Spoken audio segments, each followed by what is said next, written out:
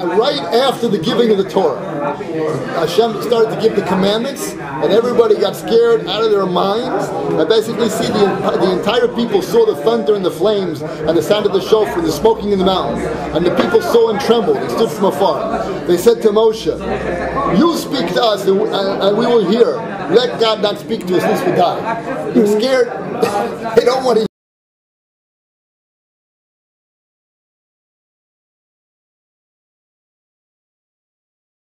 Moshe answers him back, "Do not fear, for in order to elevate you, God has come, so that all of him should be upon your faces. So you should not sin." Right? The people stood from afar, and Moses approached the thick cloud as it was. So Moshe said back to them, "Don't worry, Hashem is speaking to you and giving you the commandments for what? That you should have fear of him, and you shouldn't sin." Okay? Now, Simchas Yisrael says like this. He brings a Midrash Tanchuma. And the Midrash Tanchuma says like this. Since man is physical, and he has all these typhus and all these things, and we're just human flesh and blood, so he gives a mashal. The mashal is like this. If your guy's drowning in the ocean, and a guy throws him 2 ropes, and he says, grab onto these 2 ropes so you don't drown. What's the nimshal? The mashal is a mashal, and the nimshal is the thing that represents. The nimshal is a human being with all his typhus, and all his desires. Grab onto these 2 ropes and you'll live, you won't drown. What are the 2 ropes? So he explains his 2 mitzvahs. Love your neighbor as yourself, and the kol derech hadei, and always know Hashem, which is basically bein adam l'makom, bein adam l'chavero. Love your neighbor as yourself. You should do all the mitzvahs between you and your neighbors, and the kol derech hadei, and everything you do, you should do l'shem shemayim. Famous Rambam that brings the kol derech hadei, and everything that you do, you should do it for Hashem. That's between you and Hashem. So if you grab onto these 2 ropes, which is to do everything for Hashem, and to do everything between you and your fellow man, you're not going to drown. Drown in what? In your desires and your tivers and all your things that make you a human being. It's going to uplift you. So comes along with Simchas Yisrael and he asks a kasha. He says, wait a second, the mashal doesn't fit the nimshal. You know what I mean? The example doesn't really fit. What are we trying to bring a raya? We're trying to bring a raya to mitzvahs from a case of a rope. But he says, but a mitzvah itself is the essence of life. And he brings a maral that says the Torahs and mitzvahs are covered Hashem. The mitzvah itself, what do you mean you have to grab onto the mitzvahs to get to something else? The mitzvah itself is something else. I understand when you have a rope, you have to grab onto the rope and to get onto the boat or to get onto the land. But the main thing is not the rope, the main thing is the land or the boat. Here, it's as if you're grabbing on the mitzvahs in order to get somewhere, but the mitzvahs themselves are the essence of life. So he doesn't like the mashal. When you bring an example, it has to be exact. And if Chazal brings an example, the example has to be exact. It's not a good example. Okay? So he comes on to explain like this. He said there is a possibility that a person can have a connection to Hashem which is external. What's the raya? From Bilam. Bilam was the Navi of the nations. Right? It says, V'yikra Elakim el Bilam. What's V'yikra? It means he happenstance. Is that a word, happenstance? He chanced upon God. God chanced upon him. He had a connection with God, but it was just like what's called a mikra. You have a thing called an etzem and a mikra. Etzem means the essence, and a mikra means a external thing. You can have the essence of a book, what is a thing that gives information, and the external, the size, the weight, the color, all those things are external. So it says the connection that Bilam had with God was not essential. It was based on a mikra, a happenstance. The thing just happened. So there we see there is a thing of being connected with a God in an external way. Yeah, I know about God, and he explains it could be intellectual. Sure, we know about God, but he's not a guy who the things penetrate into him, where the Torah and the mitzvahs are part of his life, when he comes to meisim, to do things. You can have a lot of people sitting in an ivory tower discussing the mitzvahs. You know, there was a famous non-Jew who was a librarian. In one of the libraries, I think it was Oxford, he knew the whole shas on his fingertips. He used to go and ask him questions. But he didn't show him anything. He didn't keep the mitzvahs. He just knew it intellectually.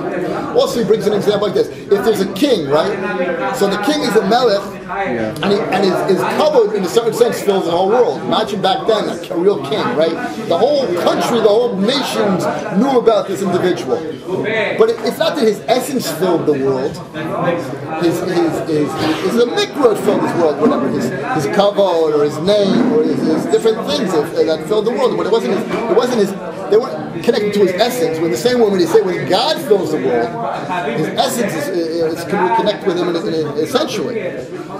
And he brings another example. He says, like, if a person doesn't have wings, he can't fly. He can think about wings and have wings and know about wings, and he can read about wings, but if he doesn't actually have the wings, he can't fly. The same thing, if you have the Torah, you can have the Torah, fine. You can read about the Torah, you can learn about the Torah, but if the Torah doesn't penetrate your being, if it doesn't become, the goal is, he wants to say, is to get the difference between, he wants to get to what's called das. What's the difference between seichel and das? Seichel means intellect, but das means when the intellect has penetrated your being, your heart. It's a reality for you.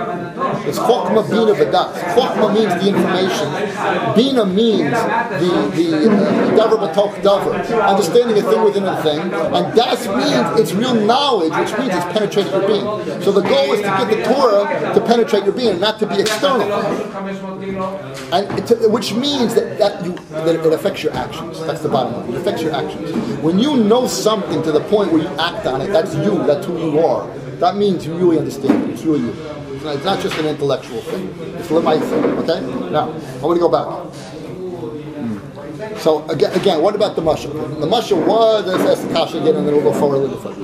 The kasha was, it doesn't make any sense, the mashal. Why? Because the ropes are the ropes, and they're trying to use the ropes to get on the boat. But the ropes themselves are not essential. But the mitzvahs are essential. So what's happening? So he brings the pasuk again. I rehashed the kasha, and I'm going to guess it again. Here we go. We're going to continue.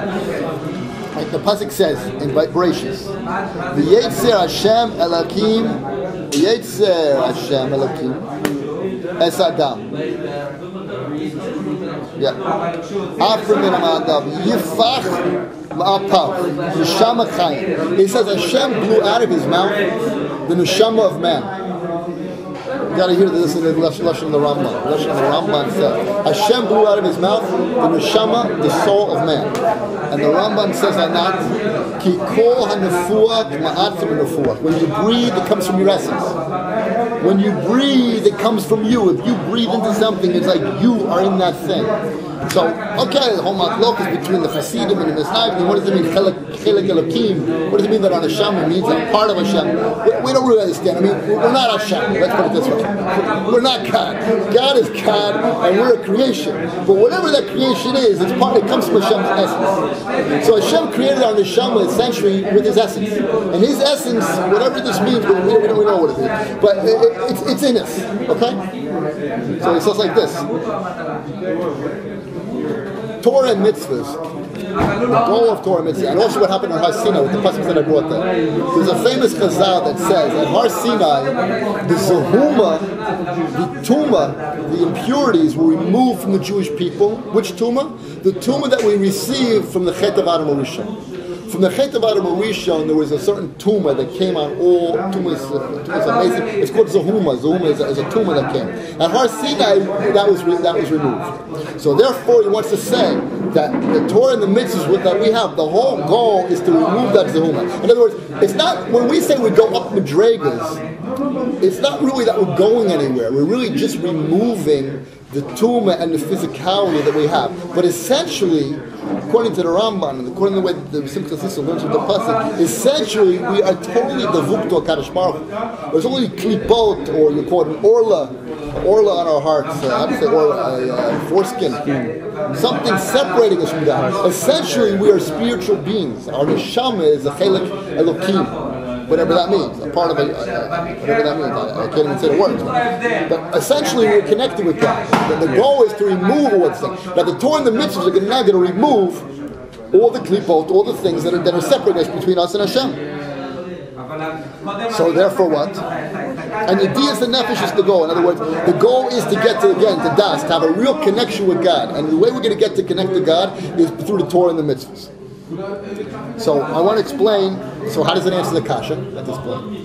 The kasha was, we had a case of a mushal. The mushal was, if you grab onto these ropes and you'll be saved from drowning. What are the two ropes?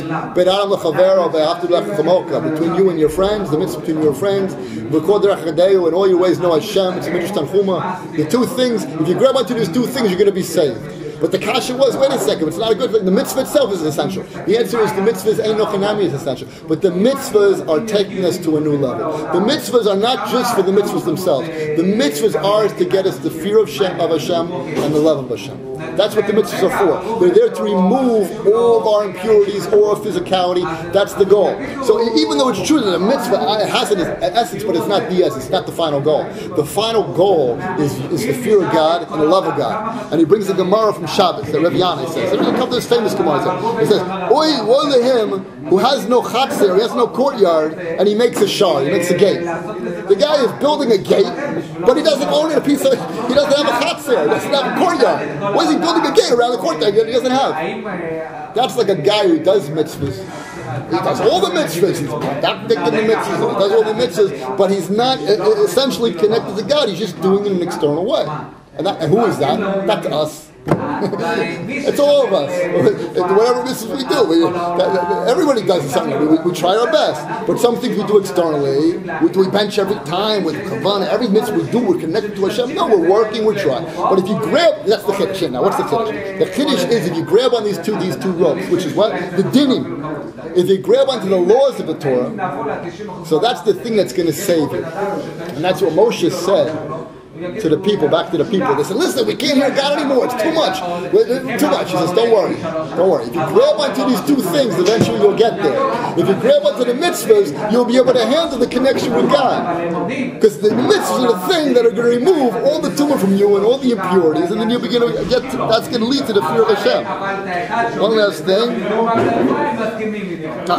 So I don't know.